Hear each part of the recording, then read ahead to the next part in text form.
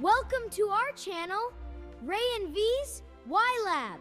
Let's explore why things happen. Ray, why does this balloon float up? There's helium inside the balloon.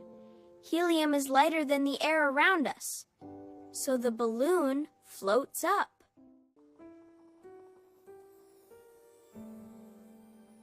Whiz! Wow!